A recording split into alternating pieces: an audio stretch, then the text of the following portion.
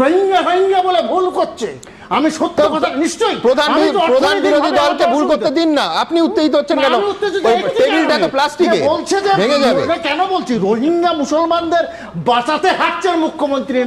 আমি তো অর্থনীতির অধ্যাপক হিসেবে আমাকে তো বলেছে, একদম আমি তো অন্যদিকে চলে গেছি। আমার বক্তব্য আমি তো আমার ও জায়গায় যাবো না, সম্পূর্ণ অপ্রাসঙ্গিক কথা বলছেন। ষড়যন্ত্রের এই ভারতবর্ষে সবচেয়ে বড় ভিকটিম হচ্ছেন দেবনারায়ণ সরকার, আমার পাশে বসে আছেন। এই দেবনারায়ণ সরকারের মতো একজন মানুষ এত বছর ধরে তৃণমূল করছেন, মমতা বন্দ্যোপাধ্যায়ের হয়ে এত গলা ফাটিয়েছেন, আজকে উনি আনঅফিসিয়াল তৃণমূল, এবং মমতা বন্দ্যোপাধ্যায় গুজরাট থেকে ইউসুফ পাঠানকে এবং সাকেত গোখলেকে বেআইনি টেন্ডার দিয়ে পশ্চিমবাংলার তৃণমূলের এমপি বানিয়েছেন।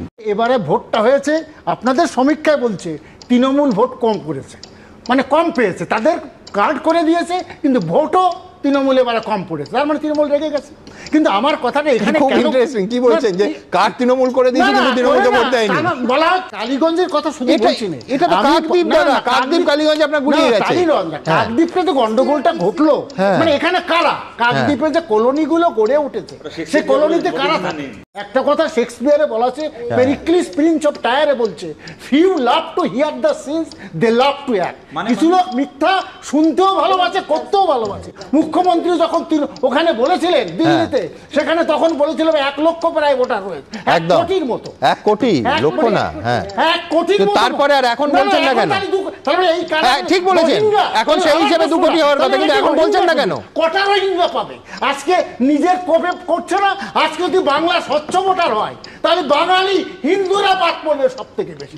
আপনি কি বলছেন? মানে আমি বলছি ভোটার তালিকা রিভাইজ হবে না, হওয়া উচিত, সমীক্ষা হবে না। আজকে যে বলছে শুধু রোহিঙ্গাদের বাদ দিতে হবে, এটা মিথ্যা কথা। আচ্ছা, শুভেন্দু অধিকারী যা বলছে, আচ্ছা না আমি যে কথাটা বলছি, আজকে সেটা করতে গিয়ে যারা এরা বিজেপিকে ম্যাক্সিমাম ভোটও দেয়, এটাও পর্যন্ত, কারণ এরা ওখান থেকে তাড়া খেয়ে আসে এবং এখানে ভোট দেয়। সুতরাং আজকে যদি রোহিঙ্গা ছড়তে গিয়ে 10,000 ধরেন 10,000, তার মানে প্রায় 2 কোটি হিন্দুকে বাদ করতে হবে। এই বুদ্ধিটা কাদের দিচ্ছে? নিজের গায়ে কুমির মারছে, একেবারে কুড়াল মারছে নিজের গায়ে এই যে বিজেপি। আমি যে কথাটা বারবারই বলছি, তো অভিনন্দন জানানোর কথা, না আমি তো বলছি স্বাগত জানান। না এই জিনিসটা আজকে থেকে হচ্ছে না, এর কারণও অন্য কিছু। একটা কথা যে কথাটা বলা হচ্ছে, পশ্চিমবঙ্গ এই লোকগুলো তো এখান থেকে শুধু আসে না। দেবনারায়ণ, আপনার সঙ্গে আমি একমত। কারণ তো অন্য, এক হচ্ছে অর্থনৈতিক কারণ, আর গত 1 বছরের মধ্যে বাংলাদেশে যে রাজনৈতিক অস্থিরতা হয়েছে, এটা সবথেকে বড় কারণ এই মুহূর্তে। বড় আজকে থেকে নয়, কিন্তু তৃণমূল আর এই কথাটা বলে না কেন? তৃণমূল বলছে না, আমি তো অর্থনীতির অধ্যাপক হিসেবে আমাকে তো বলেছে, একদম আমি তো অন্যদিকে চলে গেছি। আমার বক্তব্য আমি তো আমার ও জায়গায় যাবো না, আমি সমর্থন করি সত্য, কিন্তু সত্যটাকে বলতে হবে। রোহিঙ্গা রোহিঙ্গা বলে ভুল করছে, আমি সত্য কথা নিশ্চয়ই। প্রধান বিরোধী দলকে ভুল করতে দিন না, আপনি উত্তেজিত হচ্ছেন কেন? টেবিলটা তো প্লাস্টিকের, বলছে যে ভেঙে যাবে। কেন বলছি রোহিঙ্গা মুসলমানদের বাঁচাতে হাঁটছেন মুখ্যমন্ত্রী নয়। আপনারাই আজকে যদি ভোটার টাকা স্বচ্ছ তৈরি করেন, বিজেপিও 10-এ নেমে আসবে।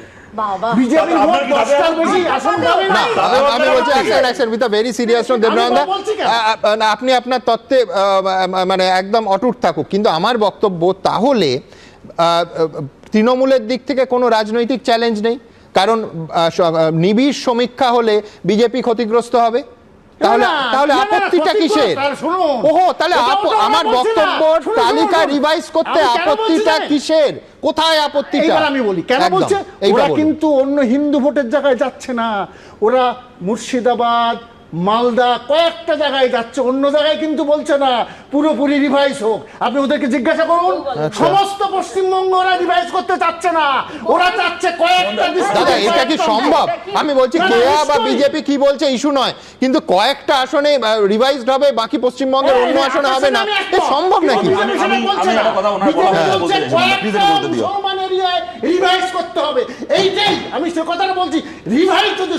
অন ক্যামেরা তো বলছে পশ্চিমবঙ্গে বিহারের মতো রিভিশন হোক, এ তো আসন পাচ্ছে না, বিহার মডেলের কথা বলছে।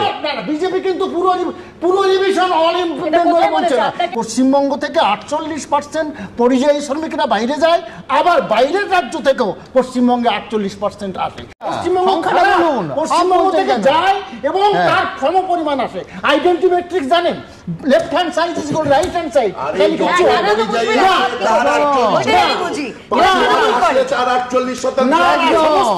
তার মানেটা কি আড়াই লাখ আসছে। পশ্চিমবঙ্গ থেকে প্রচুর লোক আসছে, তাতে আজকে যাচ্ছে যা কিসের 48%? আসছেও তার কিসের 48%?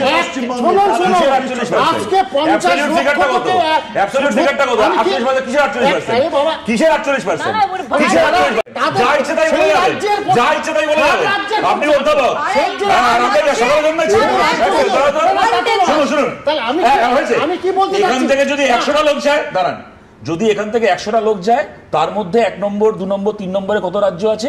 অন্য রাজ্য থেকে 100 বদলে যদি 10 জন আসে, সেই 10 জনের মধ্যে 5টা র্যাঙ্কিং কি কি সব উল্টোপাল্টা বোঝাচ্ছেন? আমি কি আর কি বলছি? করে এইটা এখানে রেলিভেন্ট আছে আলোচনায়? নিশ্চয়ই না না নেবেন।